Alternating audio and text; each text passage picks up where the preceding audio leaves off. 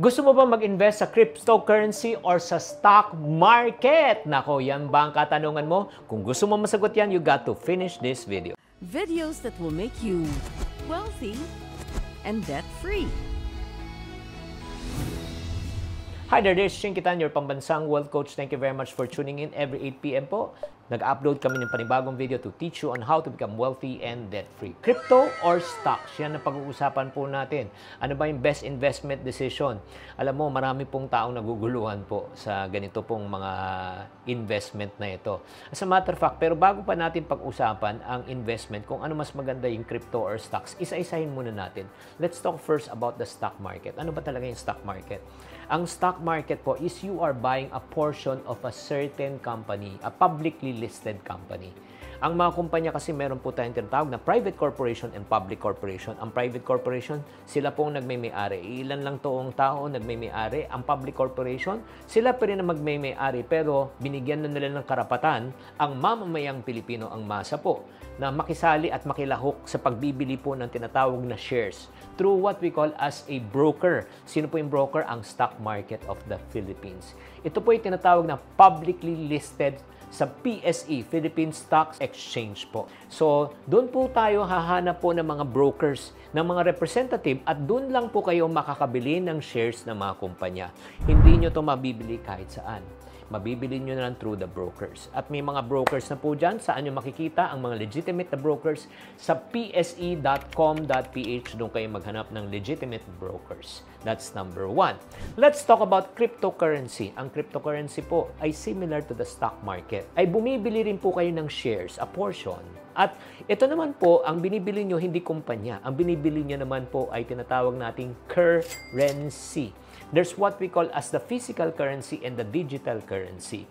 Ang physical currency po ay talagang peso na hawakan or other words called as fiat money. F-I-A-T or payat money. Fiat money.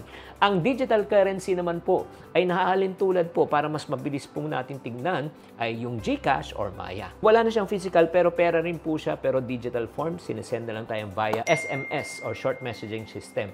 Dito naman po ay nabibili po natin itong mga digital currency through what we call as brokers also. May mga brokers din po sila. Kung ikaw ay bibili po ng mga tinatawag na foreign currency, pupunta ka sa mga foreign exchange. Pag gusto mong bumili ng tinatawag natin na digital currency, pupunta ka sa digital currency exchange.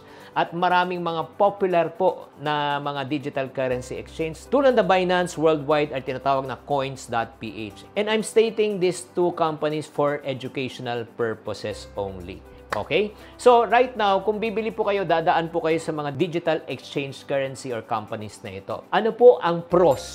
Pros muna tayo ng tinatawag natin na cryptocurrency investment.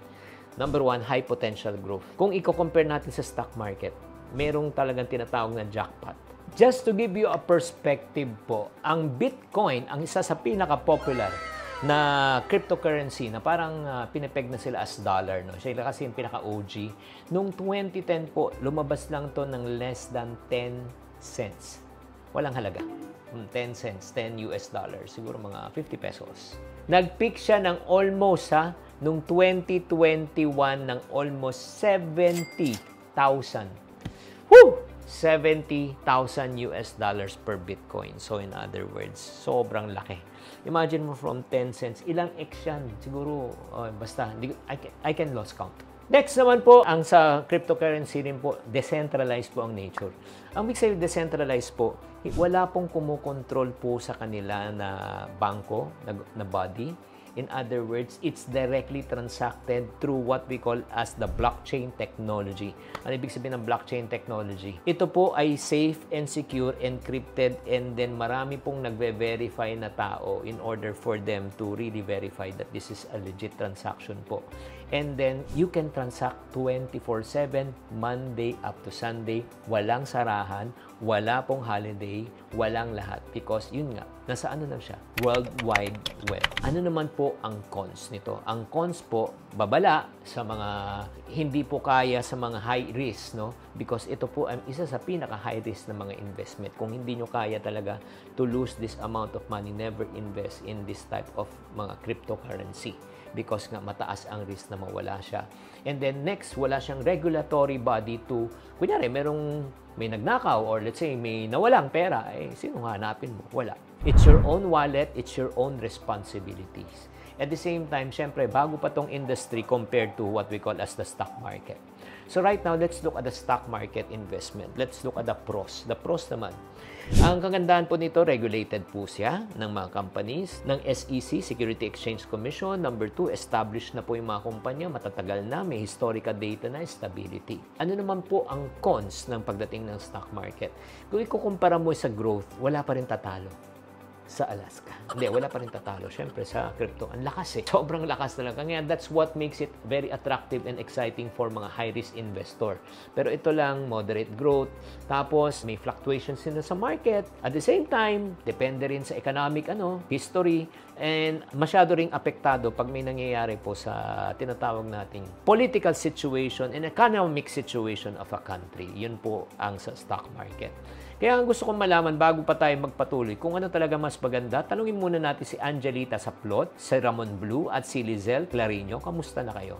So right now, let's evaluate. Ano ba yung likelihood of succeeding sa crypto? Number 1, depends on your capability. Ikaw muna. Alam mo ba ang pinapasukan mo?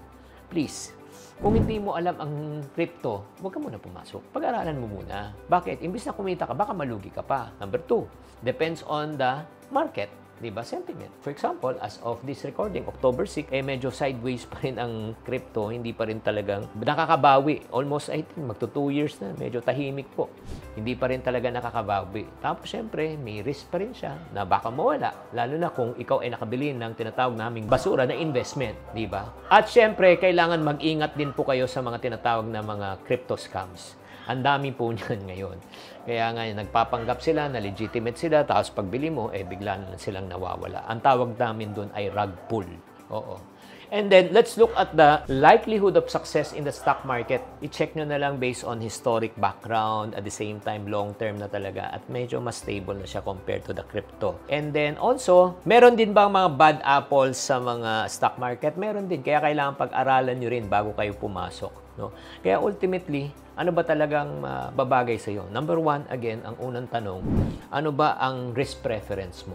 Kung ikaw ay tatlo lang man risk preference mo, conservative, moderate, or high, or low, moderate, or high. Kung gusto mo ng low returns, pwede ka na lang sa mga tinatawag natin sa mga pag-ibig, MP2. Pag moderate ka, pwede kang pumasok sa stock market. Pero pag high risk ka, pwede kang pumasok sa tinatawag natin na cryptocurrency. Number 2, please, kung papasok po kayo sa mga ganito, again, choose reputable platforms na ilalagay nyo yung pera nyo. Bakit? Kung nagkamali kayo ng broker, nagkamali kayo ng investment, goodbye ang inyong pinagpagurang pera. Finally, number 3, never invest in something that you do not understand, no matter how profitable it may be. And finally, never invest the money you can afford to lose. Ano ba talagang mas maganda? Ang ending? Ikaw pa rin ang magde-decide. Pero kung gusto nyo talaga matuto muna bago kayo mag-invest, may good news po ako sa inyo. Just visit chinktv.com at puntahan nyo na lang yung Sana All May Investment. Dito matututo kayo kung paano mag-invest sa stock at the same time sa crypto in one. To know more, just visit chinktv.com. I hope that you are enlightened kung anong babagay sa inyong investment. Tatandaan, tamang karunungan, tamang disiplina ang susi sa pagyaman.